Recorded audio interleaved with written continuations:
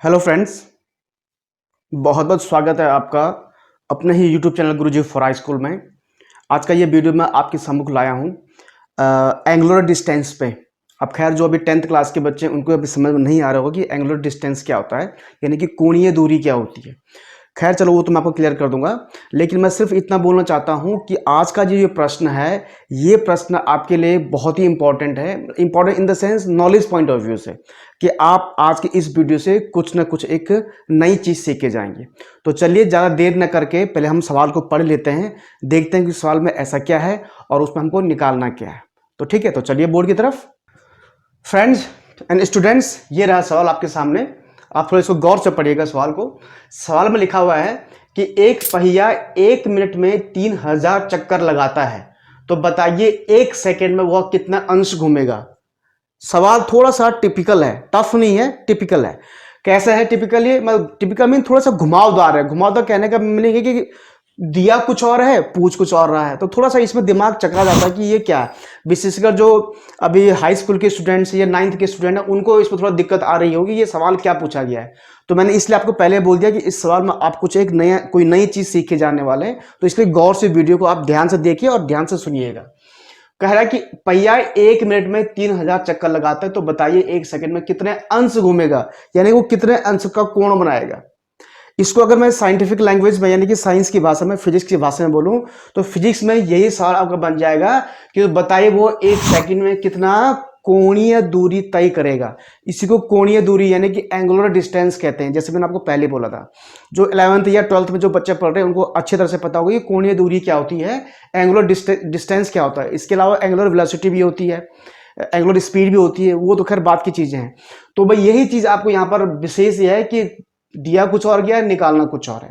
ठीक है, तो कितने अंश घूमेगा, ये आपका मेन आपने आंसर निकालना है। तो पहले आप ध्यान से देखिए कि अब जो ये सवाल, जैसे जैसे सवाल में वो चीज बोल रहा है, विशेषकर हाई स्कूल वाले बच्चे ध्यान दें, 10th वाले ध्यान दें, 9th वाले भी ध्यान दे सकते हैं कि सवाल में जो जो चीज आपको बोली गई, धीरे धीरे धीरे उसका ना दिमाग अपना पिक्चर बनाइए। आप धीरे धीरे पिक्चर को उसका वो सीन क्रिएट कीजिए दिमाग में अपने। तो जैसे जैसे आप दिमाग में उसकी पिक्चर बनाएंगे, वो पूरा सीन क्रिएट करेंगे, वैसे वैसे आपके समझ में आता जाएगा कि हमने कैसे सवाल को आगे सॉल्व करना है। यही मेन आपका प्रिंसिपल होना चाहिए किसी भी सवाल को समझकर उसको सॉल्व करने का। सभी स्टूडेंट इस ढंग से कर सकते हैं। तो अब ये कह रहा है कि एक पहिया 1 मिनट, तो आपको देखना पड़ेगा कि पहिया ऐसे घूमता है, यूं करके घूमता है। ठीक है, ये सारी चीजें। अब वो कह रहे हैं कि 1 मिनट में 3000 चक्कर लगाता है, यानी कि जैसे आप घड़ी पे देखते हो कि 1 मिनट होने वाला है, वहां फटाफट 3000 चक्कर मार देता है। आप देखा, अक्सर देखा होगा अपने, मोटर चलती हैं और गाड़ी का पहिया घूमता है, या बहुत सारे आपने देखा होगा पंखे घूमते हैं, तो वो एक मिनट में 3000 चक्कर मार देता है। ये 3000 राउंड्स रेवोल्यूशन जो होते हैं। तो बताइए 1 सेकंड में कितना इंच घूमेगा, 1 सेकंड में।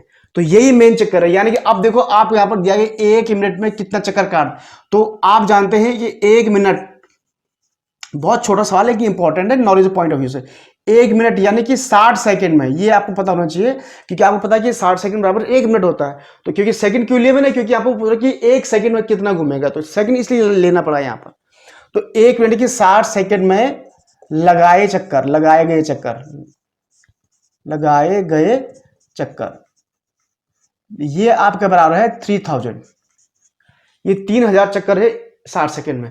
तो जाहिर सी बात है 1 सेकंड में अगर आप निकालोगे, 1 सेकंड में लगाए हुए चक्कर होंगे, क्या होंगे, सीधे सीधे 3000 को आप किससे भाग कर दोगे, 60 से भाग कर दोगे।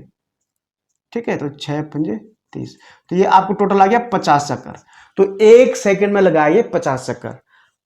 अब ध्यान से देखिए, 1 सेकंड में 50 चक्कर, ये यही यही आपका आंसर है, यही आपका एक्चुअली में आंसर है। अब आप बोलोगे कि ये तो पूछ कुछ और है, आप निकाल कुछ और है, यहाँ पर थोड़ा कंफ्यूजन हो रहा है, लेकिन आपका आंसर यहीं पर है। बस आपको रूप 50 चक्कर का दिखाई दे रहा है, इसी 50 चक्कर के अंदर क्या छिपा हुआ है, अंश छुपा हुआ है, तो वही आंसर में निकालना है। थोड़ा और कंफ्यूज हो गया होगा कि ऐसे कैसे। अब ध्यान से देखिए ना कि एक चक्कर में कितना अंश होता है, तो 50 चक्कर में कितना अंश होगा, वही तो आंसर है। तो अब आपको पता, देखो जो कि एक एक वृत्तीय चक्कर, क्योंकि देखो रेवोल्यूशन ऐसा वृत्ताकार घूमता है, तो एक वृत्तीय चक्कर में, एक वृत्तीय चक्कर में पहिया घूमता है, कितना अंश बराबर कितना अंश। यस, बिल्कुल सही सोच रहे हैं आप। एक चक्कर यानी देखो ना, एक चक्कर यूं करके ये एक चक्कर घूमेगा, तो पूरा एक वृत्त बनने में कितना अंश कोण बनता है। जाहिर सी बात 360 अंश कोण बनता है, ये आपको पता है ही। तो यानी कि 360 अंश, यानी कि एक वृत्तीय चक्कर में पहिया घूमता है 360 अंश। एक वृत्तीय, एक चक्कर में, एक वृत्तीय चक्कर, एक चक्कर एक ही बात है, क्योंकि वृत्तीय है तो हमने ये 50 वृत्तीय चक्कर है, एक ही बात है। तो एक चक्कर में पहिया घूमता है 360, इसलिए 50 वृत्तीय चक्कर। तो ये वृत्तीय चक्कर होगा, ये वृत्तीय चक्कर एक्चुअल में। वृत्तीय मीन्स गोलाकार, मतलब या अगर वृत्तीय नहीं भी लिखोगे तो एक चक्कर में पहिया घूमता है 360, तो 50 चक्कर में घूमेगा सीधे सीधे 360 गुणा गया 50। तो ये आपको जाएगा 00, 5 छक्के 30 और 5 दिया 15 3 18, 18,000 अंश। ये अंश होगा, ध्यान रखना इस बात का। यानी कि एक सेकंड में वह 18,000 अंश घूमेगा। या आपको अगर फिजिक्स की लैंग्वेज में इसको बोले तो एक सेकंड में उसकी जो एंगुलर डिस्टेंस होगी, यानी कि जो कोणीय दूरी होगी, वो होगी 18,000 अंश। ठीक है। या अगर सिंपल अगर लैंग्वेज में मैथमेटिक्स लैंग्वेज सवाल पूछना है तो ये सवाल यूं भी हो सकता है था कि 1 मिनट यदि 3000 चक्कर लगाता है तो बताइए एक सेकंड में वो कितने चक्कर लगाएगा। तो एक सेकंड में वो 50 चक्कर लगाएगा, अगर सवाल ऐसे पूछा जाता तो। लेकिन ऐसा नहीं पूछा गया, आपको पूछा गया एक सेकंड में कितना अंश घूमेगा, तो 50 चक्कर में जितने अंश होते हैं वो उतने अंश घूमेगा। तो 50 चक्कर में आपके होगी 18,000 अंश, यानी कि उसके एक सेकंड में जो कोणीय दूरी होगी वो होगी आपकी 18,000 अंश, या एक सेकंड में वो जितने अंश घूमेगा वो होगा 18,000 अंश, यानी कि 18,000 degree. This is the answer of this question. तो बहुत ही सिंपल था ये, वैसे बहुत बड़ा सवाल तो नहीं था ये एग्जाम में।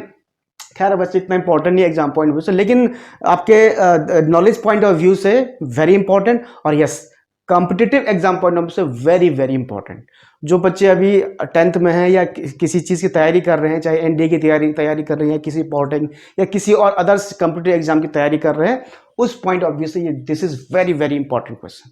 तो ये आपको अपना ध्यान में रखना चाहिए कि इस तरह के सवालों को कैसे सॉल्व किया जाता है। तो उम्मीद है फ्रेंड्स, स्टूडेंट्स और जो व्यूअर्स हैं हमारे इस वीडियो को देख रहे हैं, अगर आपको ये कॉन्सेप्ट अगर समझ में आया, बहुत छोटा कॉन्सेप्ट था, इतना बहुत इंपॉर्टेंट था, लेकिन जैसे मैंने बोला नॉलेज के लिए तो बहुत अच्छा है।